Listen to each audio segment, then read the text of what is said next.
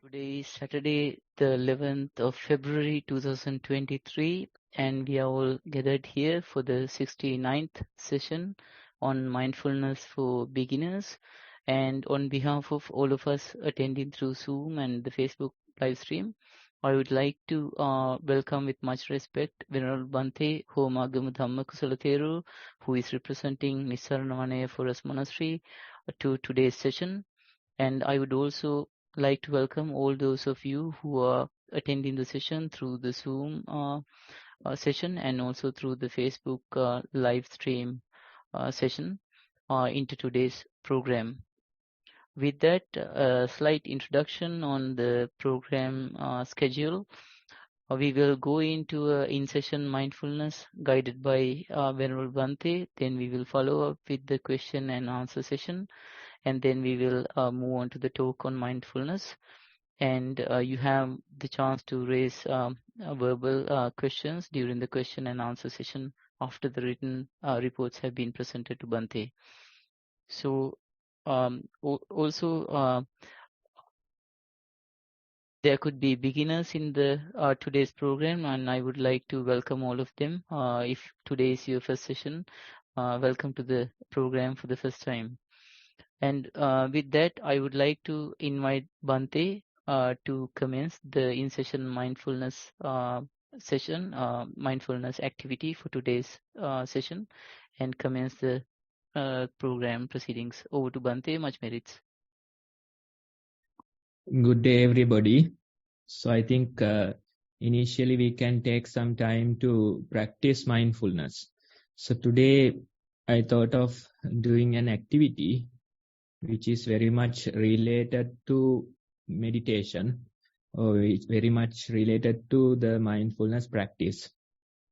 For this, you may adjust your seat, make sure that you are comfortable. Once you have that comfort, you may close your eyes and be aware.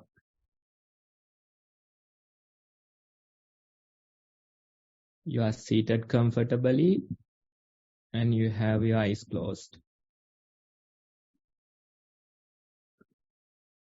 As the next step, direct your attention towards the body.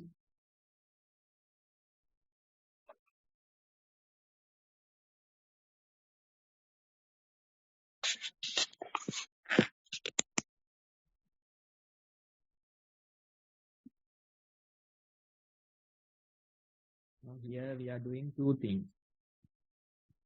First one is we are directing our attention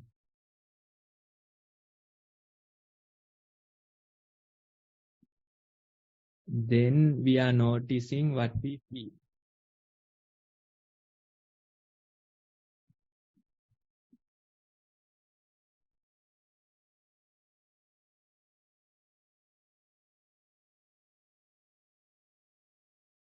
You may feel certain details, certain sensations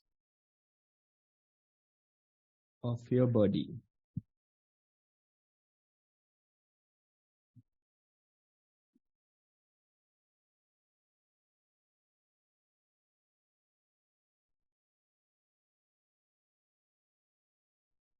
Some of you might notice the breath going in and out. Maybe as a sensation at your nostrils.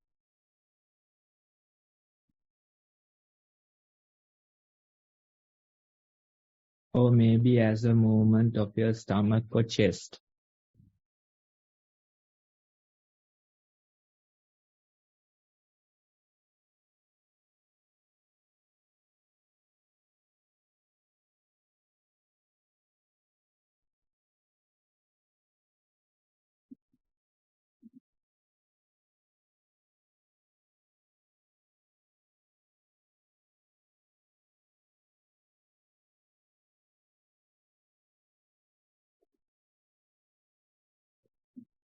Here we are doing two things once more. We are directing our attention towards the body. Then as the second step, we are noticing the details, the sensations. Maybe you notice the difference between in-breath versus the out-breath. Maybe you notice the difference in temperature.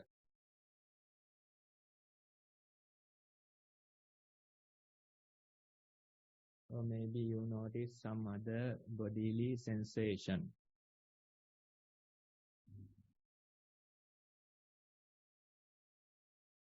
Now try and direct your attention towards some other sensation in your body. Not the original sensation that we were observing, but some other sensation.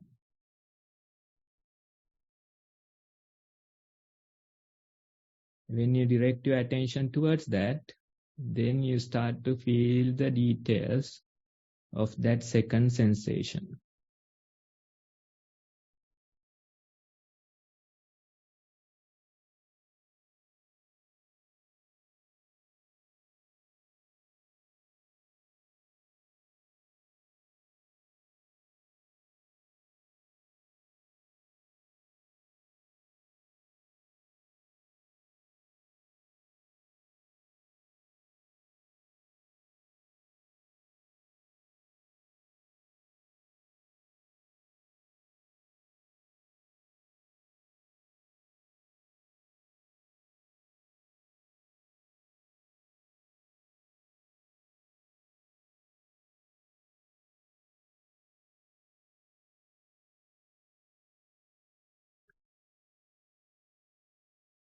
Now let's direct our attention towards the surrounding sounds.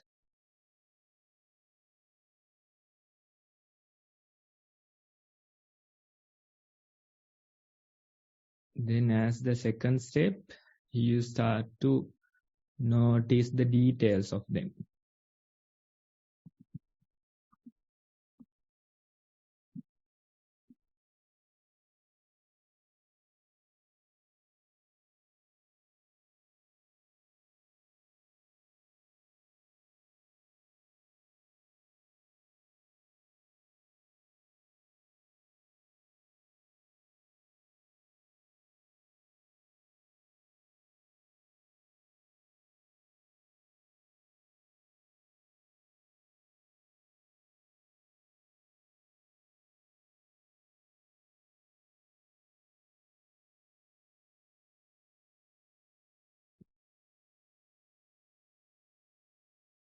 Now as the final part of today's activity, let's allow our mind to flow naturally.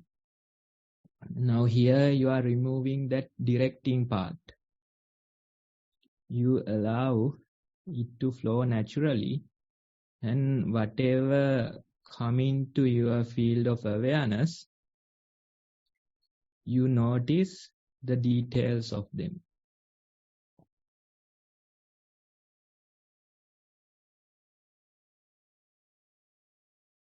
We don't have a specific object of attention.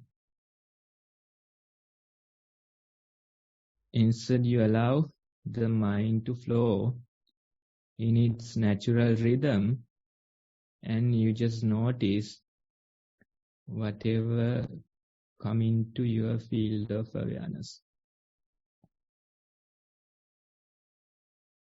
Although you don't direct your mind, you still notice the details of the objects that are coming into your field of awareness.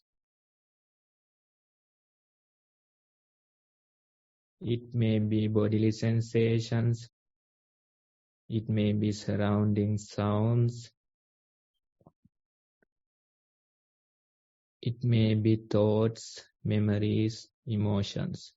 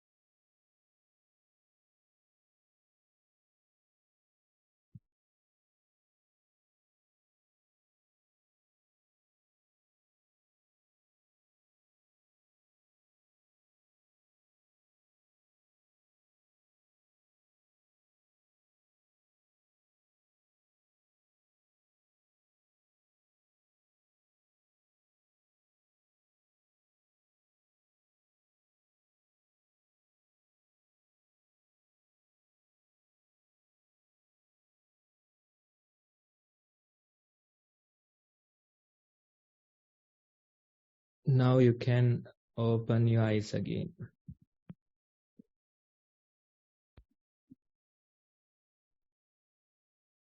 Okay, everyone. So that's the activity for today.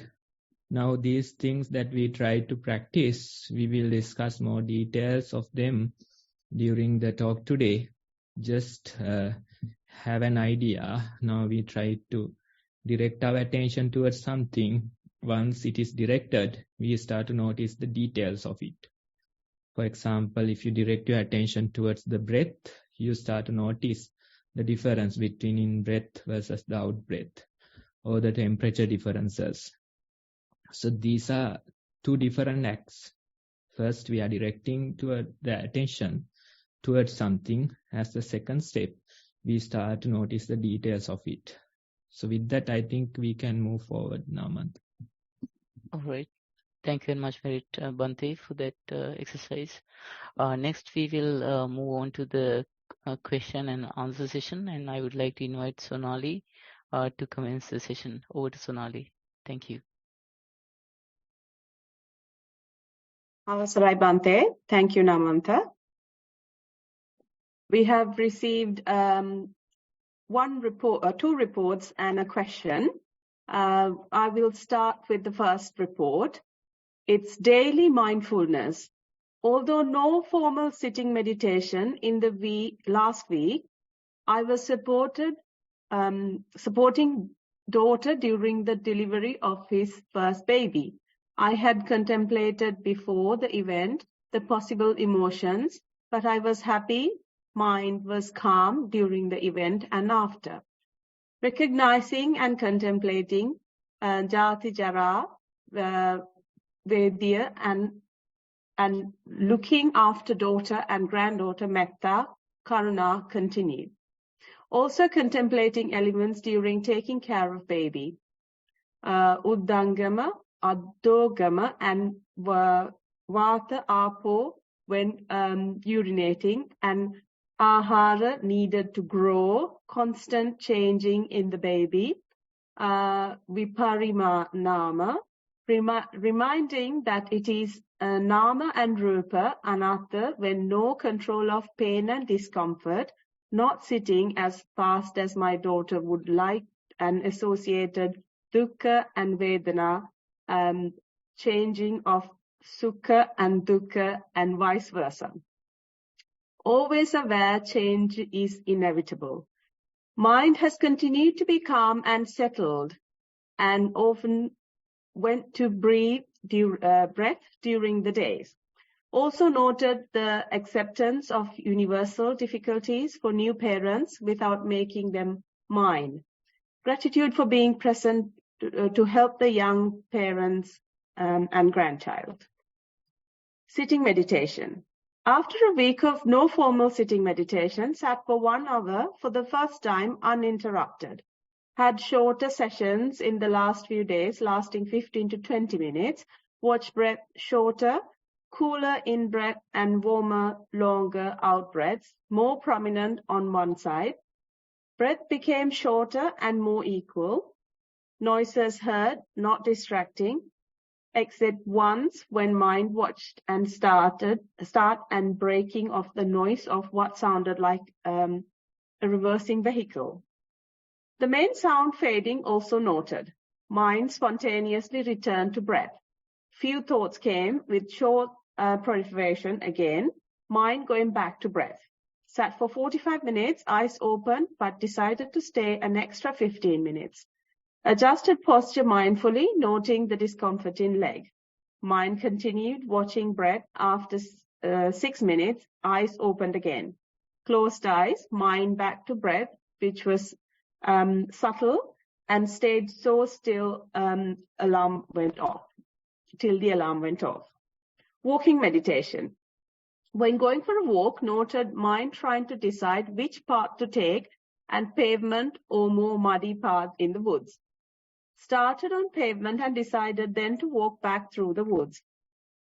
Noted the placing and lifting of each foot and then emptiness with each lift and arising when placing each foot. Noted how the mind went from noting the arising in one foot and after a little while moving the other foot. Occasional thoughts arose with only one proliferation, but mind went very fast back to the feet. Noted the hardness of pavement, softer road, the uneven surface at times. Observed the mind, noting the beginning and end of each of these. Going to the woods, noted the varying textures, softer grass, harder dried mud, softer boggy wet areas, and sounds of feet on wet mud, start and finish, and the rustling of dried leaves. Still watched, placing, lifting, majority of the walk. Observed the duality of the mind, the likes, the dislikes arising.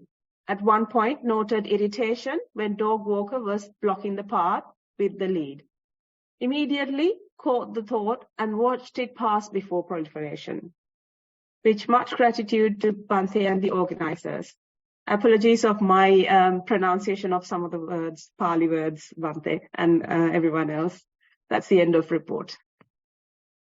Okay, thank you for presenting.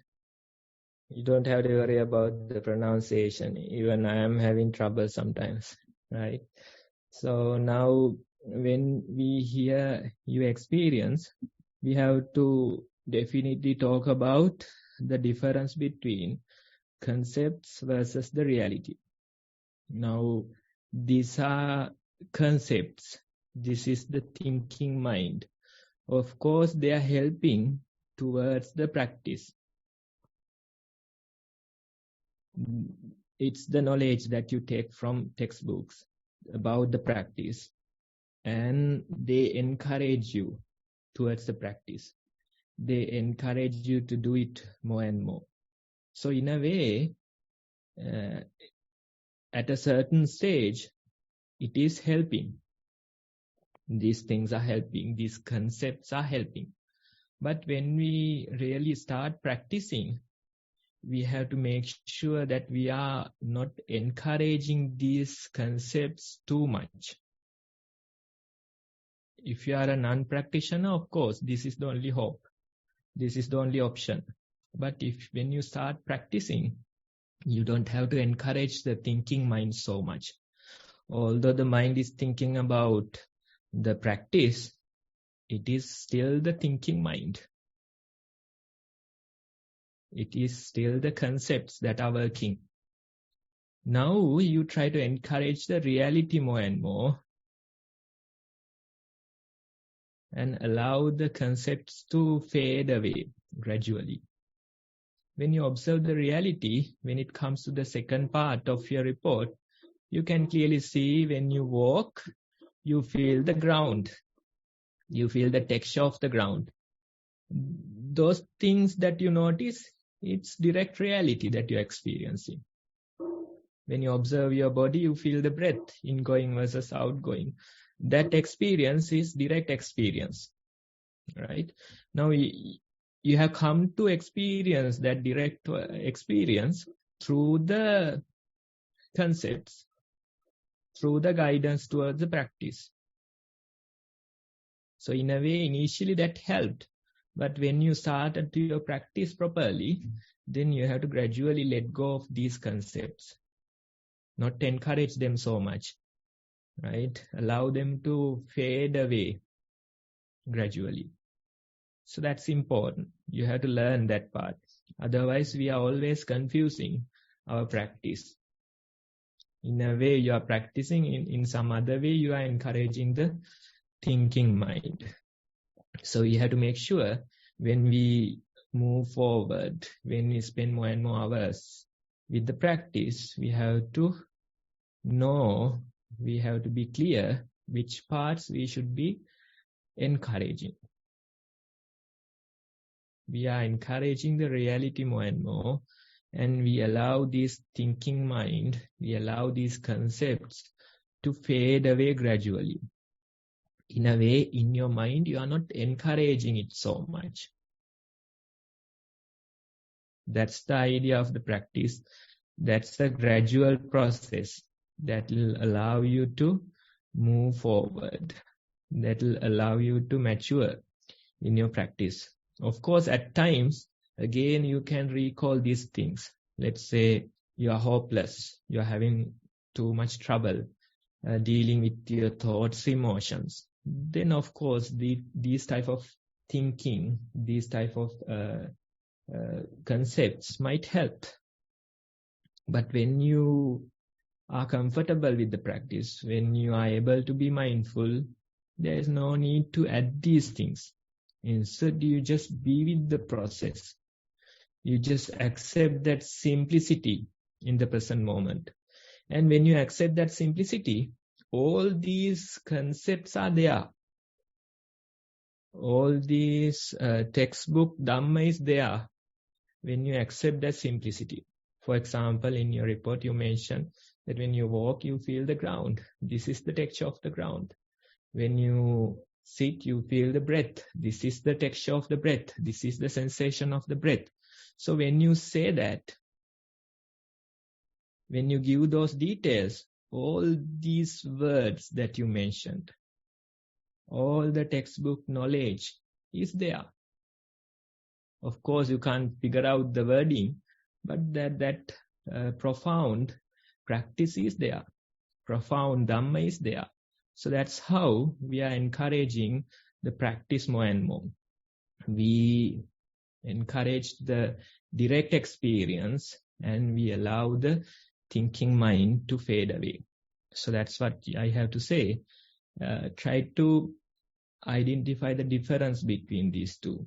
At a certain stage, these concepts help. They encourage you to practice more and more. But once you started your practice, once you mature in your practice, you have to allow these things to fade away while appreciating, while embracing the direct experience more and more. So that's the idea I want to give. Thank you, Bhante. I will move on to the second one. It is actually a question we have received via the Facebook live stream last week. The question says, I practice sitting and walking meditation regularly. In meditating, I acknowledge the thoughts that came in and go back to concentrating on breath. How can I reduce my mind going away from breath? Appreciate your advice. That is question, Bhante. Sonali, can you repeat that one again? So it says, I practice sitting, walking, meditation regularly. In meditating, I acknowledge the thoughts that came in and go back to concentrating on breath. How can I reduce my mind going away from the breath? That is the question, Bhante. Okay, so when you start your meditation, you start to feel the thoughts. You start to feel how much your mind is distracted. But you have to understand, it's a good thing that you are noticing these things. It has been there for a long time, but now only you start to notice. You start to notice that it's difficult to keep your mind with the breath. You start to notice it is difficult to observe few breath cycles, right? So that's a good observation. That's a valuable observation. With that observation, gradually you develop the ability to be more and more present. Among these difficulties, among these hindrances, you have to make sure that you are practicing mindfulness. If you allow these things, let's say if you go somewhere without sound, without thoughts, then you think that you can be mindful. That's not how it works. You have to face the reality. You have to deal with your own mind. We can't magically ask them to disappear. We can't do that. That's not how it works. So gradually, you are practicing mindfulness. You practice trying to be more and more present among these difficulties, among these troubles, among these hindrances. That's how you have to practice. So when you are able to notice your breath. Just appreciate that part. At least I'm able to notice a single breath cycle. So that's a good starting point. Try to make it 2. Try to make it 3. Gradually, day by day, you try to be more and more present. Even let's say when you experience thoughts, when you experience your mind is all over the place, that too is mindfulness. You know that you are thinking. Till this day, you haven't noticed that. You were lost in the thinking process. Now you know that you are thinking. You know that your mind is all over the place. Till this day, you haven't noticed it. Now you are noticing that your mind is not in a place, it's all over the place. There is utter chaos in your mind. That observation is the valuable part. With that observation, of course, we try to be present. We try to be with our breath more and more. That's the second part. But initially we know that our mind is distracted. We know that our mind is full of thoughts. That very knowing is precious. So that's the idea. That's the idea. This is the very process. You can't really magically ask these thoughts, emotions to disappear. That won't happen. Gradually, you develop this skill to be mindful among these thoughts, among these difficulties. Gradually, you develop the skill to observe more and more breath cycles among these troubles. So that's how we are going to move forward. Spend more and more time with it, and you will figure this out for yourself. Thank you, Bhante. And thank you for that listener via Facebook live streaming. We have another one. It is more of an experience. I'll start with the last one.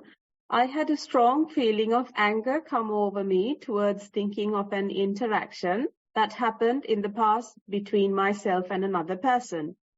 I wrote out a text message, but remembered what Bhante said about responding instead of reacting. I deleted the text message and breathed a few times, then went outside to sit very mindfully. In a few minutes, the feeling of anger disappeared. I observed the feeling of aversion arising and then leaving my body. I was aware of birds chirping and the wind against my face. I closed my eyes and focused on breath again. Even though I couldn't sit for more than a few minutes outside, I was happy I managed to stop myself from reacting in anger. That's the end of it, Bhante. Okay, so that's a good experience. Thank you for sharing. Now, sometimes, although we try to control, it is difficult.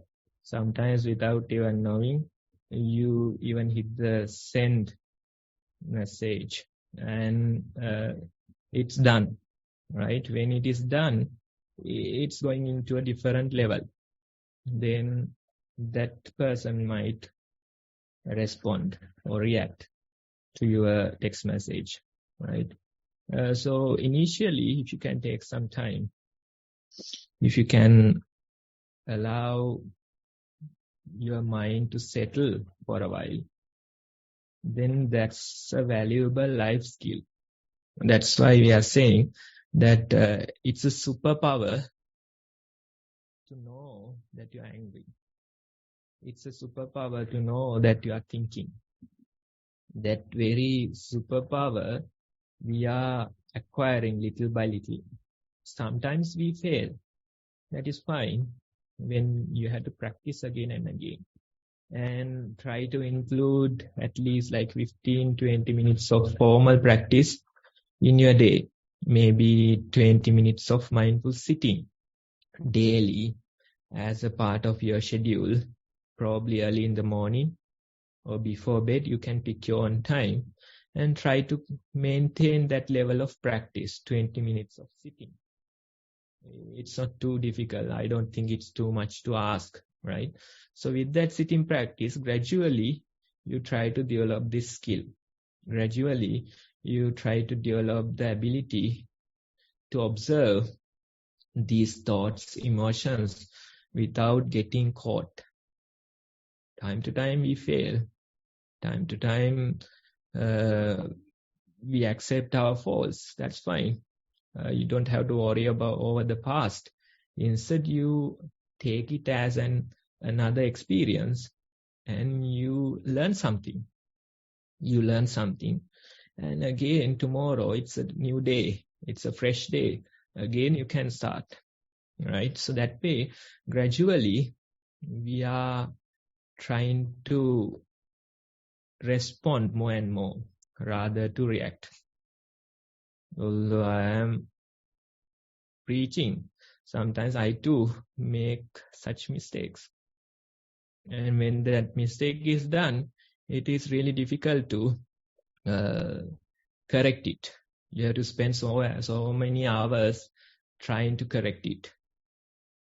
But if you can behave yourself just a little bit, just take a breath, just take a break, go for a walk, have a cup of coffee, and try to allow your mind to recover from these emotional states, from these thoughts. With time, of course, it will recover, but that loving that time is so difficult when you are emotional. That's the issue. So that's why we are gradually facing this talent. We are gradually facing this difficulty. It's not easy. Little by little, we are developing. So formal practice is very important, a vital part. If you at least have 20 minutes of sitting in your day, you can't really feel the direct result of that sitting experience. But later, with time, with few weeks, within few months, you realize this sitting helps a lot. It helps you to do these things much more easily. It reduces the energy of the thoughts, emotions. So that's the process. That's the gradual process. So little by little, we are practicing. We have to allow our time. We have to be compassionate towards ourselves. And with time, you realize that energy of these thoughts, emotions are reducing. Due to the practice, they lose their energy. And it becomes more and more easier for you to deal with these thoughts, emotions. Right? So initially, these are tricks that we can use. But it doesn't mean that we are suppressing our emotions. That's another way to suffer. A pain-seeking behavior. If you keep suppressing your emotions, thoughts, for some time, then you create utter chaos in your mind. You suffer internally. So in a way, it's good to release these thoughts, emotions. In a way, it's good to respond. Reacting is not so good. We can respond in a wise manner. We can tell the related people in a wise manner. If you keep suppressing them, then with time, you might create more trouble. We call it a pain-seeking behavior because you keep suppressing, you keep creating chaos in your mind. That's not the way. We are going towards some kind of a lasting peace. So you have to support that process. You have to observe your mind, not in a temporary short period, but long term. Are you directing your mind towards a lasting peace? Do you feel incremental levels of peace? That's a question that you have to ask. If you feel it, then of course the practice is working. If you don't feel it, then we have to again see whether we are practicing properly. I'm not talking about a short period, not within a day or two, not within a hour or two, but in the long run, are we directing towards a lasting peace? Do we feel incremental levels of peace within our mind. So continue like that. I encourage you to spend more and more time on the formal meditation as mindful sitting and walking.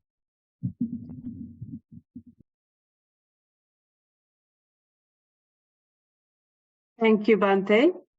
That is the end of reports, but we can now open for any questions that anyone has of what we discussed or your experiences during the meditation session earlier today. If anyone has a question, please unmute yourself and we'll let you ask the question. We've got one hand raised already. Chamari, would you like to unmute and ask your question?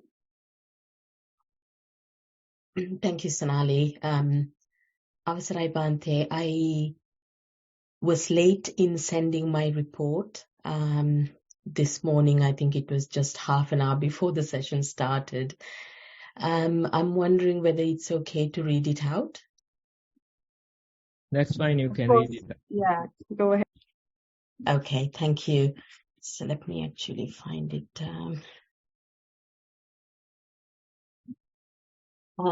So it's mindful walking, 30 minutes, walked on wooden floor early in the morning. Room was very cold and had many layers of clothing. Attention naturally moved to the sensations of moving feet. Low temperature was clearly noted underfoot. Mind was aware when thoughts arrived and they passed away soon after. This happened from time to time, and each time the attention moved to the sensations of walking. Noted that the walking had slowed down after a while, then became aware of the sensation of right hip. There was more pressure there with each step and very little pressure noted with the left hip. Noted the sensation of right foot against the floor as more prominent compared with the left foot. Noted the sense of peace in the mind at the end of walking. Mindfulness during the day. The theme of busyness continued through this week too. However, there were different options that appeared in the mind as to how to face this situation. Having taken 20 minutes to just sit and contemplate, the following data came up. Being in own private practice, how the worldly mind takes over when there are new requests for work from potential clients. This means the fact of already being busy is overlooked and the excitement of new work blinding the mind. Then the mind can get very agitated, not being able to have enough downtime to regulate work-life balance. Then the disappointment of self, with self comes up for not being able to clearly say no or enough is enough. Feel that the root causes seem to be the greed in the mind and insecurity, and not recognizing own limits. Did this contemplation couple of other times in the week too. The result so far has been saying no to more work, more income, more stress. Noted the low-level fear arising in the mind with each such decision to say no, but the wisdom inside knew this was the more healthy decision.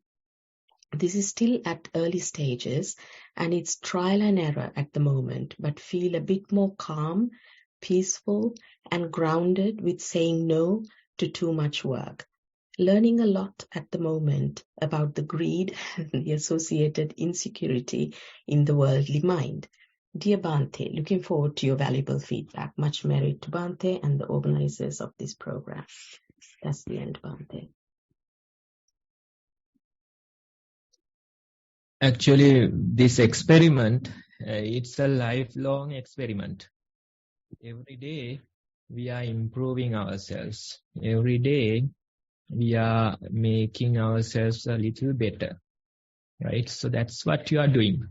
So we don't have a time frame. on this experiment. Instead, you gradually do it.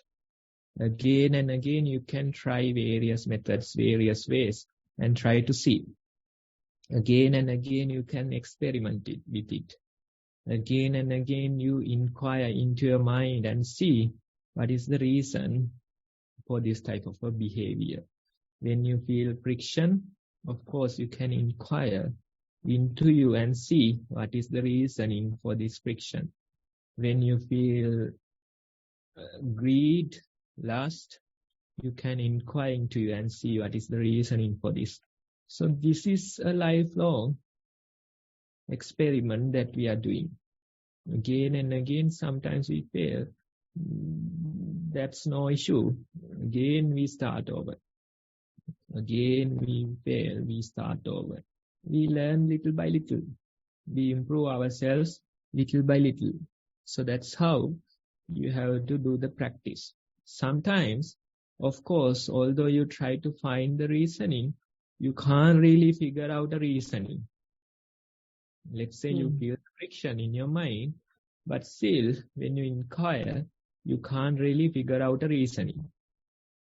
Again, let's say another day, you inquire, you feel particular reasoning. This is the reason for this friction. You feel like it. Then again, the second day, you observe the same behavior. What is the reasoning? Now you feel something else. So in a way, we are not coming into a conclusion. We keep it open and do this observation again and again. 101 times, we are going to do this observation. We are going to inquire into ourselves again and again. It doesn't matter that you don't come to a conclusion. That's not necessary. So when it comes to this noble experiment, there's no real conclusion.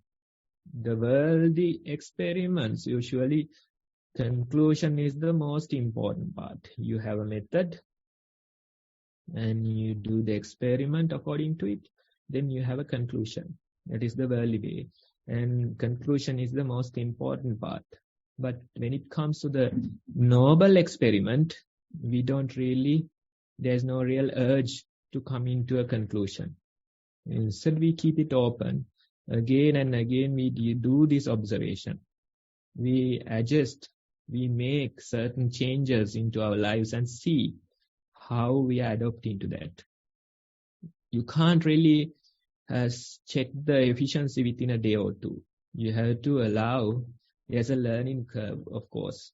When you try something, initially you feel friction. That is natural. Again and again, when you try only, you can figure out whether it works or not. So if you try for a day or two and then fail, then give up, then it's not going to work with anything. So at times we take risk. We try to experiment with it. At times we know that this is no good. We prevent from it. So don't come into conclusions. Instead, keep it open. At times you don't feel like doing anything. At times you feel like doing 101 things. Try with both. Experiment with both. At times your mind is so energetic, you can do so many things. At times your mind there's boredom inside and you can't really do anything. You can't even function with your day-to-day things. Right? So that gradual process you have to allow. We don't come into conclusions. Instead, we allow this process to happen. We don't come into a conclusion that less work is good. We don't come into a conclusion that I need more work. Instead, we keep it open. A certain period for a few weeks, you might feel that less work is better. Certain period, you might feel more work is better. So keep it open and try to see how this experiment is helping you, how this noble experiment is helping you.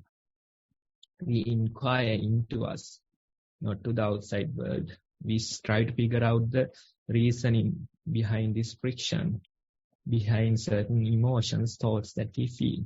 right? So that way continue, and we are glad to hear that you have practiced like this. Thank you very much, Bhante. It's really helpful. Thank you, Chamari. Thank you, Bhante, for the answers. Thank you, Chamari, for reading out your report. We are sorry that we didn't check it on time. If we had missed anything on this week, we would obviously read it the week after, but I think we do check it a few hours before the session, so we may have not included yours. Apologies for that. Anyone else with a question? Please raise your hand.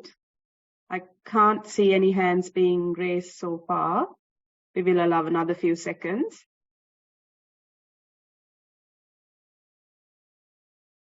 Yeah, I think it might be safe to move on now. I think that's the end of it. Namantha, it's over to you now. Thank you, Sonali, and thank you, Bhante, for conducting the Q&A session. Next up, we have the introduction to the guidelines for a beginner to commence mindfulness practice. I will share the screen to showcase the details.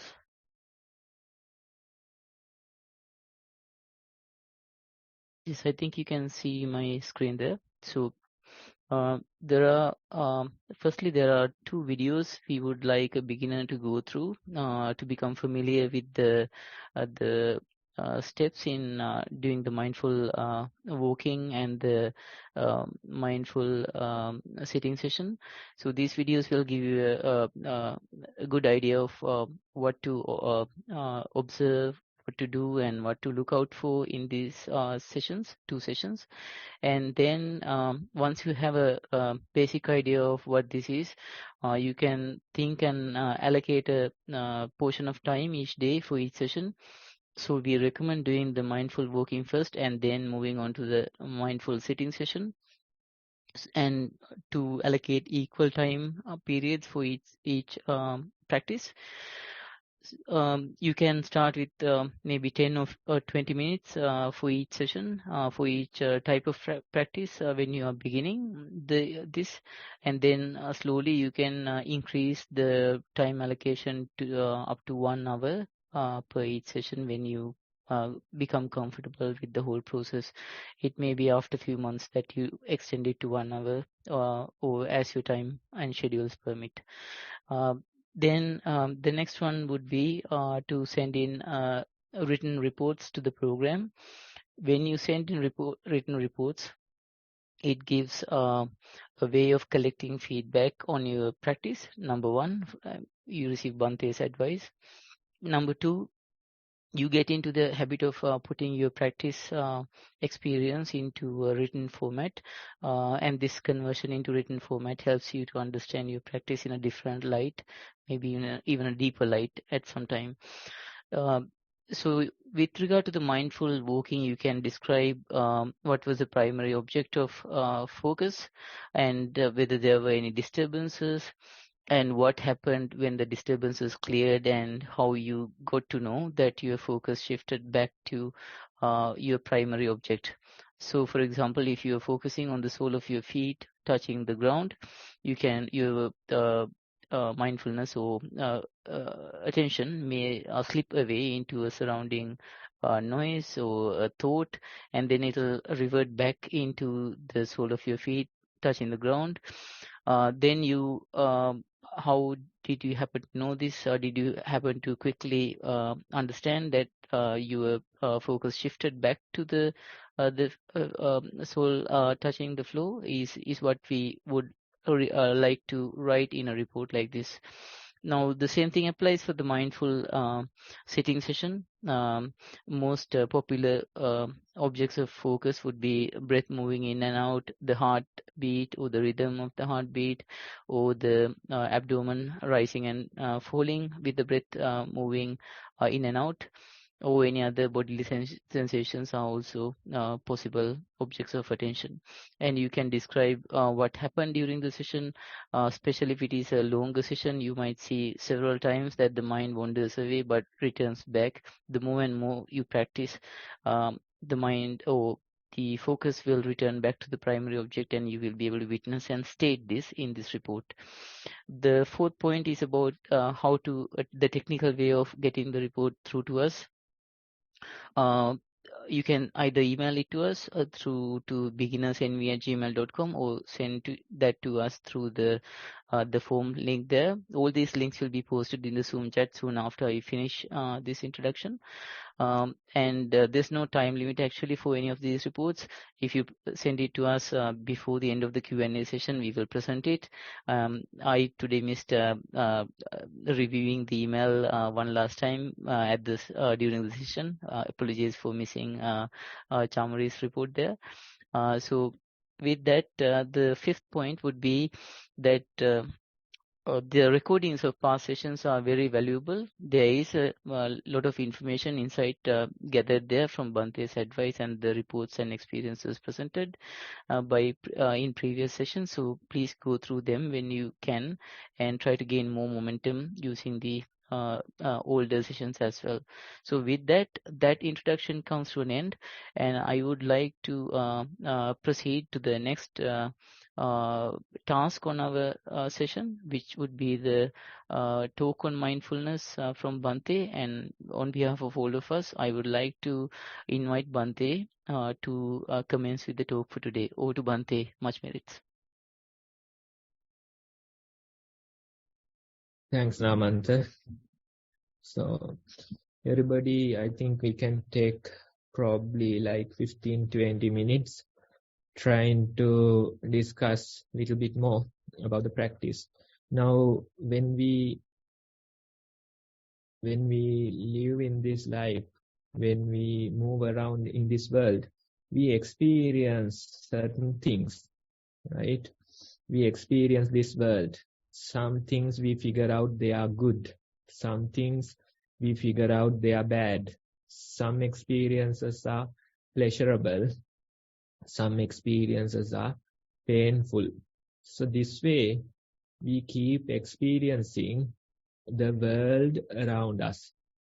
Now, when we come into the practice of mindfulness, when we try to observe the behavior of our mind, we can really see the very basics of experiencing the world around us.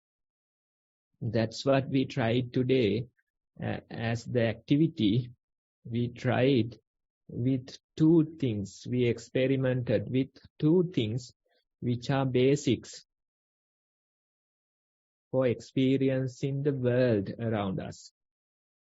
One, the first item or the first thing is directing your attention towards something. So it's a thought process in our mind. We direct our attention towards something. So this is called the initial thought. It initiates something. It directs its attention towards something. So this is called the initial thought. And with the initial thought, you direct your mind towards something. And the second part is experiencing that object. That's called discursive thought. That's how you really experience this world. Although you direct your attention towards something, if you don't experience it, then you can't really know what it was. So with this discursive thought, we really experience this world. So this is how our mind works. These are two basic aspects of our mind, and these are two very important things about how we experience the world around us. As a meditator, you should know the difference between these two, and you should know how to exercise these two, right? So that's the very basic guidance towards mindfulness or towards meditation. With these things only, we experience the world around us. So anyway, they are there. The initial thought, that's there. Discursive thought, that's also there. Whether you meditate or not, it doesn't matter. These qualities are there in your mind. So every day when you function, every day when you talk to people, every day when you do certain things, when you experience certain things, you use these to experience, to feel the world around you. So they are already at work, right? So what's the difference that we are doing when it comes to the meditation? When it comes to the meditation, we use these two qualities. These qualities that we use to experience the world, these qualities that have been fueling greed in our mind, these qualities that have been fueling anger in our mind, these qualities that have been fueling lust in our mind. We use the same qualities, these two qualities, for meditation as well. So far, these qualities have been used in a destructive way. So far, these qualities have been used to create more and more chaos in our mind.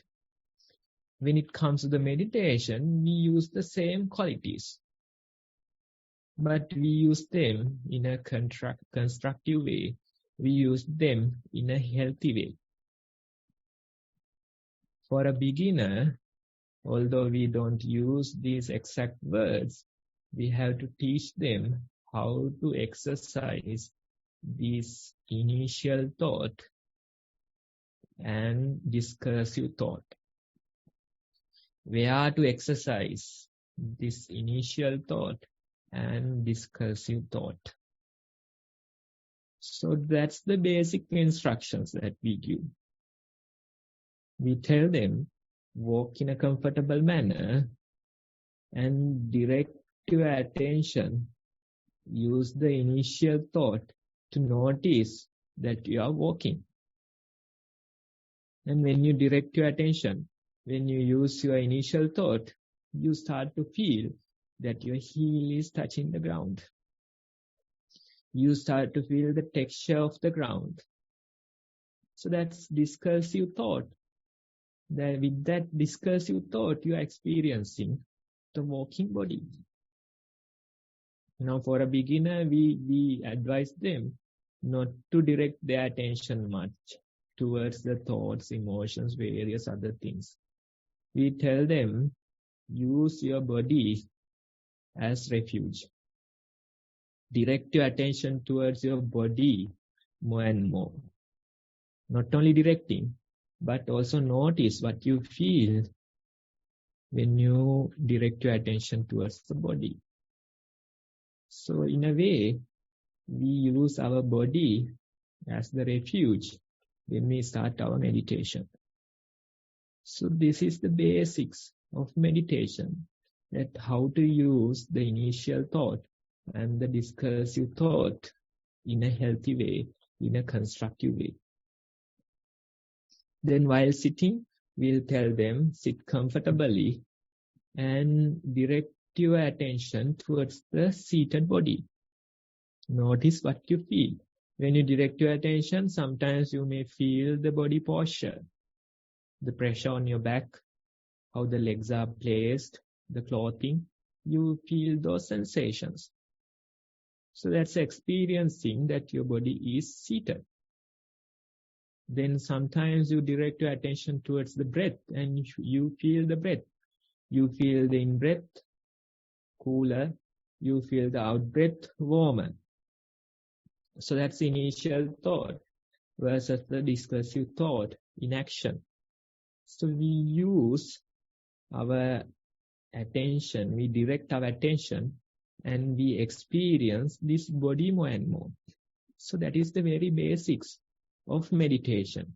Even during your day-to-day activities, while doing your things, you direct your attention towards the body every now and then. While brushing, Instead of the wandering mind, you try to notice that you are brushing. You direct your attention towards that, and you feel the movement of your brush. You feel the taste. You feel the smell.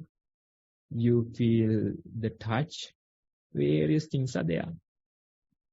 Then while taking a shower, instead of the usual thinking mind, you direct your attention towards the task at hand. Then you feel the water. Then you feel the coolness. Then you feel how the water is running through your body. So these things you notice, you experience with the same thought processes that has created chaos in our mind, that has created destructive behaviors in our mind. But meditation is all about how to use them in a healthy way. So if you know this much, then you are able to exercise it. You are able to exercise it again and again. Every day, you direct your attention towards your body and you experience the details of your body. Every now and then you do this. So it is said that probably within a day, we walk at least like 5 kilometers. That is the average number. Around 5 kilometers we walk daily. That's so many steps. Probably like, I don't know, maybe like 2,500 steps. So can you place at least like 20-30 steps with awareness while directing your attention towards the steps, then noticing what you feel. Then as long as you are alive, you breathe. So many breaths within a day, right? So when you breathe, try to notice your breath. So in a way, you try to be aware of more and more steps. In a way, you try to be aware of more and more breaths. So this is exercising meditation in your mind. This is how you start. If you know this much, that's enough for you to meditate throughout your day-to-day life. Gradually, you become better and better exercising these qualities in your mind. Not within a day, not within a week, but little by little, within few weeks, within few months, you become better and better exercising these qualities in you. So that's what meditation is all about. So you have to exercise, you have to experience this process within you, and you have to know the difference between the initial thought versus discursive thought. How you are directing your attention towards something and how you feel details of it. Although we can talk, you have to experience for yourself. You have to do the sitting. You have to spend the sitting time. You have to do the walking. Few weeks, if you do, then you start to notice the difference between two. Then you become more and more skillful at how to exercise these things. How to exercise the initial thought and how to exercise the discursive thought. How you direct your mind and how you are experiencing that object, right? So that's how you start. Then with time, when you probably spend some time meditating as walking and sitting, at a certain stage, there is a valuable milestone. Let's say walking at a certain stage, you feel like that entire walking process becomes one. It feels like you can't really direct your attention towards something, but the entire process is there. You feel the entire process. Then let's say sitting meditation, you feel that the difference between the in-breath and the out-breath has disappeared. Gradually, you feel that the breath is no longer there. Now you see what is happening. Now initially we had two parts. Initially we had the direction, and as a result of that direction, we felt the object, probably the feet, probably the breath. That is how we started. But at a certain stage of our meditation, this initial thought fades away. Or this initial thought becomes no longer valuable. Right? When that disappears, you don't direct your mind towards something. In a way, you really can't. You can't direct your mind towards something, but still, you experience certain things. You experience the walking process. You know that the bodily sensations are there, sounds are there, thoughts are there. That entire process you observe. And you observe you are sitting, but you don't really feel the breath. You are sitting for the sake of sitting. So at this point, we called, now you are entering into the flow state. Everything is flowing. You just notice, you just experience that flow. So without the initial thought, still discursive thoughts are at work.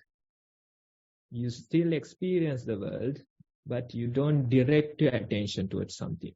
So majority, they think this is a failure. Majority, they think they have to rediscover the initial thought. But you have to understand this is a valuable stepping stone to the next level of the meditation. Now the importance of initial thought fades away gradually while allowing only discursive thought to function. So that is what we did as the last part of our activity today. We didn't direct our mind towards anything. Instead, we allow it to flow naturally and we try to notice the process. That's more mature level of meditation, but it will come gradually. If you directly go into that practice, then you will come and complain that you are getting so many thoughts, you feel so much anger, delusion, various things you might complain. So initially we are using that initial thought or direction to improve our meditation. With time, naturally it will go into the flow state. With time, naturally, you notice that initial thought is disappearing. Instead, you feel the discursive thought is there. You still experience the process, but no longer you are directing your attention towards anything. So that's more like the second phase of your meditation. Initially, you start with both, but at a certain milestone, the initial thought disappears. Even within a single sitting, you can feel this change. When you sit, both these functions are there. Initial thought versus the discursive thought, both of them are there, but towards probably like 20-30 minutes of the sitting session, initial thought gradually fades away. Now still you experience the sitting session, but with only discursive thought. You are not directing your attention, but you still experience that you are sitting. You still experience that you are walking. Right? So that's within a single sitting session. You can feel this change happening in the middle. Right? So that's a maturity that we are talking about. Gradually you develop in your practice, you build more and more confidence in your practice, and you can let go of the initial thought. And with time, when you spend more and more hours, one day you feel like that both initial thought and the discursive thought, both of them disappear. Now you are not directing your attention towards something that's not there. In addition, you don't experience what is happening. Only you can reflect back after getting up from the sitting session. You know that you were sitting, but you couldn't reflect anything. Time has passed, probably 40 minutes has passed, and suddenly you realize during the past 40 minutes, I didn't feel anything. So both the initial thought and the discursive thought, they disappear. You are there. You are utterly the nature that's around you. There's no real self working. You just become a part of the nature. As soon as the self arises, you start thinking what has happened. Where were I? You will create 101 questions in your mind. But again and again, when you experience, then you are able to be with this process. You develop your confidence and you know, although the initial thought is not there, although the discursive thought is not there, you have the confidence. Only after waking up, you realize past 40 minutes, I was there, but I couldn't reflect. You couldn't reflect because these two qualities are not there. Only with these two qualities, you can reflect something. Without them, how can you experience the world? That's what happens. So only after getting up from the sitting session, you know that time has passed, but I didn't feel in the past 40 minutes. Still, you have the confidence. Your mind is not doubting. Your mind is not questioning. You have the confidence that you have been meditating. So these are valuable steps in your meditation. This is how it matures. Although I talk about these things, you can't really force them. They will happen gradually. And one day you will come and say, probably not in these words, you will come and say, now I meditate without the initial thought. And one day you will come and say, now both the initial thought and the discursive thought is not there. Still you meditate. You become one with the nature that surrounds you. The self disappears. For a short period, probably like 10, 20, 30 minutes, the self disappears. You become one with the nature. So that experience is also there. Next day you go prepared. Now today I will try and allow both these things to disappear as soon as possible. When you go prepared, what will happen is that they will never disappear. From the start, beginning to the end, they will be there. Thinking mind will be there. Thinking. When will this disappear? When will I have that experience? That is the doubting question in mind that works. When you are not ready, when you are totally unprepared, suddenly you feel these things. So that's the maturity that we are talking about. You can't achieve that within a week. You can't achieve that within few days. Instead, you have to allow this natural process to mature. No matter how hard you try, it won't mature like that. It's a natural process, like how a tree is growing. You have to fertilize it. You have to put water. You have to keep it in sunlight. That's the maximum that you can do. You trying to figure out more and more ways, it won't work. Do your part. Allow the tree to grow naturally. So do your part for the meditation. Allow it to mature naturally. Allow it to grow naturally. So that's the idea I want to give today. We invite you to meditate and experience these qualities in your mind. Now next time, don't come with this wording and try to see, okay, I noticed the initial thought, okay, I noticed the discursive thought, this is how it was. That's not the way. Instead, come with your simple experience, simple wording. Then we can figure out, although you don't say these complex words, these qualities are there and you have experienced it. So that's the idea. We invite you to experience and figure out it for yourself. Thank you for listening.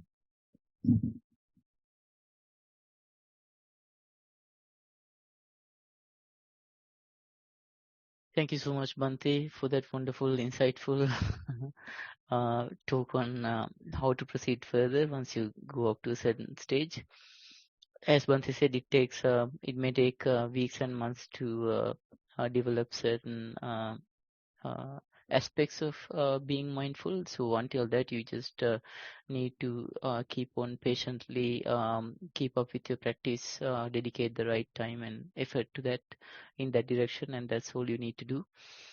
So with that, if anyone has a question on the talk itself, we have 2 or 3 minutes. We can allow time. You can raise a Zoom hand to clarify anything on the talk.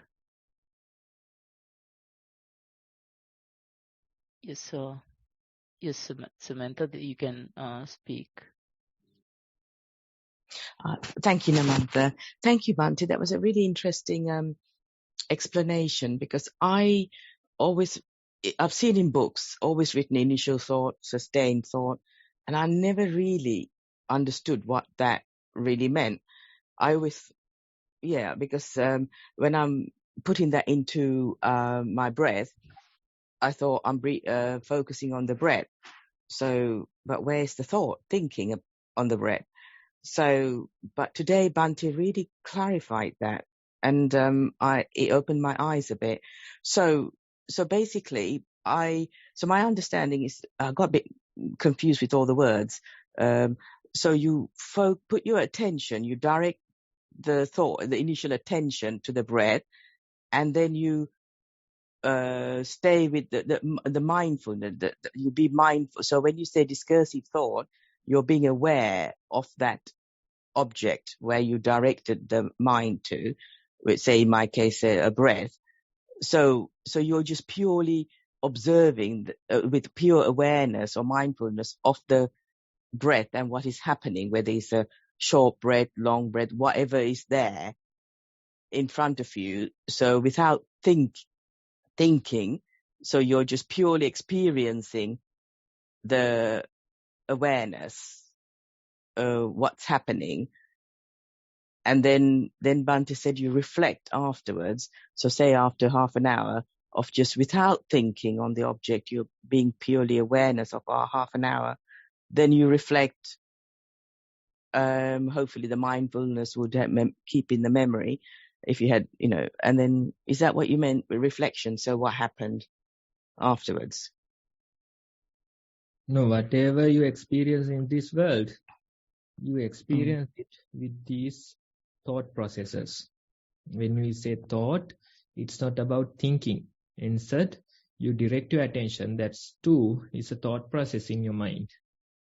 Although you don't feel like the classical way of thinking, it's a thought process. You direct your mind towards something. And once you directed your mind, you experience that object. So this is how you experience the entire world. Whatever that you experience, this is the way. And I try to explain how to use it in meditation. We use the same two qualities to meditation as well. You direct your attention towards the body and you start to feel bodily sensations. So that's how you step into meditation. Use the same two qualities that have been always there. Then when you progress in the meditation, that's a different story. When you progress in the meditation, you realize that at a certain time, the initial thought disappears. At a certain time, both of them disappears. When both of them disappears, you can't really experience the world. As long as they are not there, you don't experience the world. When you get up only, you realize, reflecting back, that I was there sitting, but I couldn't notice these things. the thought processes, these two thought processes were not there, right? So that's a different part. That's maturing into meditation. What I suggest is that try to put this into action and come back with the experience report next time, a reflection report. Then only we can show you the path forward, the way forward. Thank you, Bhante, for clarifying that. Thank you.